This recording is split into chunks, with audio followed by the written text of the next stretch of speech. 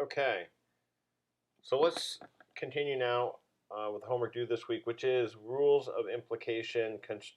This first one we're going to look at is constructive dilemma. And constructive dilemma, don't be terrified by it. It's a little bit complicated, but it actually, one way you can think of it as is as a double barrel form of modus ponens. So modus ponens, notice, is P horseshoe Q.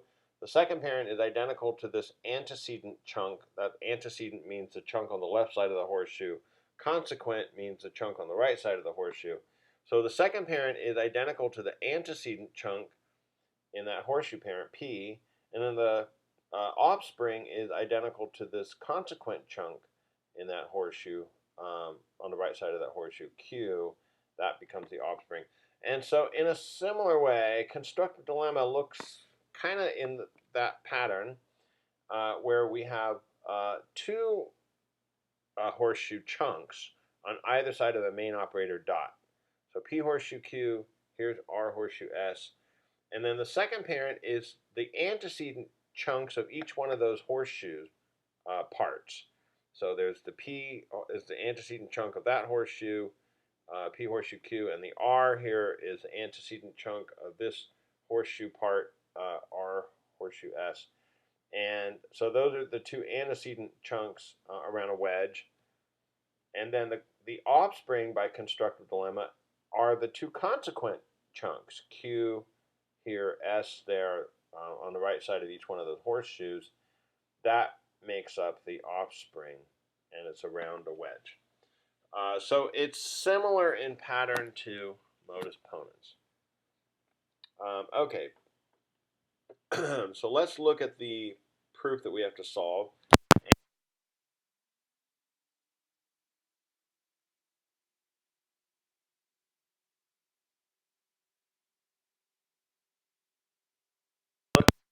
Letters, so we have G and B and F and K. Notice that, let's see, well, we have a G here in line 2, we have an F here on line 2, and then up on line 1 we have a G and a V. In fact, it's exactly this chunk, G dot V, exactly that chunk, G dot V. We have that chunk up here on line 1 there, and notice on the right side of a horseshoe chunk, horseshoe operator, and then this F and K, we have exactly that, including with the operator, F triple bar K, we have exactly that chunk here, and it's also on the right side of a horseshoe in line number 1. And we have a main operator dot. So we have two horseshoe chunks on either side of the main operator dot on line 1. And boy, doesn't that look familiar. In fact, we have something similar here on line number 3, but the line number 1 is the one that has the chunks that we want that make up the conclusion. So two horseshoe chunks connected by main operator dot, and that's exactly the pattern or the blueprint for constructive dilemma. And then and notice that the offspring by constructive dilemma is each one of those consequent chunks, Q and S on the right side of each one of those horseshoes. That around a wedge makes up the offspring. And that's precisely what the conclusion for this particular proof is looking like. It looks like the offspring by constructive dilemma, where we have this consequent chunk on this particular horseshoe, G dot V, that's right here. This F triple bar K is the consequent chunk on the other horseshoe. Have that down here as the offspring, and then there's a wedge connecting them. So looks like it's all precisely lining up to be corresponding to the constructive dilemma rule. So let's see if we can box up that line number 1 to make it exactly match this blueprint. P horseshoe Q, main operator dot, and then R horseshoe S. And then in particular, everything, let's say, between the open parenthesis and that first horseshoe is going to be boxed up to be P. Everything after the horseshoe but before the closed parenthesis, we're going to box it up to be Q. Then we should have main operator dot. Then everything from the open parenthesis on the right side of that dot to the horseshoe, all that's going to be boxed up. We're going to call that R. and everything from this horseshoe to this closed parenthesis, we're going to box that up and call that S. So let's see if we can do that. That will be everything from the open parenthesis to the first horseshoe. I'm going to call that P.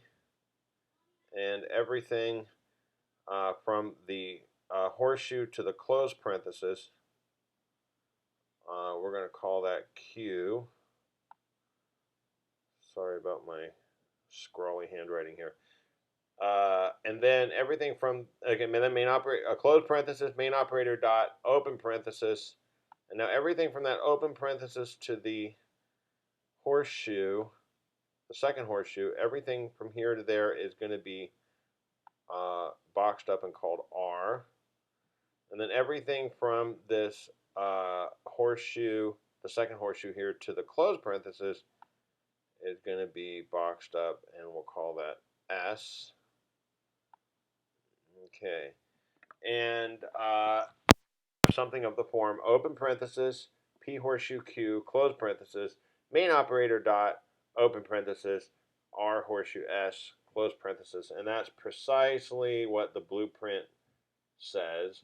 So we have an exact correspondence, and that's what you must have if you want Applia to accept your input. That is your application of the rule. It'll only work if you have a precise correspondence to the blueprint. Okay, so far so good. And then it's going to give us Q wedge S, in other words, G dot V, and then main operator wedge, and then F triple bar K. It's going to give us exactly that, what we're corresponding to the blueprint for the constructive dilemma rule as Q wedge S. It's going to give us exactly that as an offspring. But we need the second parent, P wedge R, or something that corresponds to P wedge R. Okay, well, in boxing up that first big long parent that corresponds to P horseshoe Q main operator dot R horseshoe S, we've already assigned a meaning to the label P, and we've already assigned a meaning to the label R. So let's go back and look at what we've assigned to P and what we've assigned to R, and that'll help us figure out what the second parent is supposed to look like. So to the label P, we assign the chunk T. And to the label R, we assign the chunk tilde C.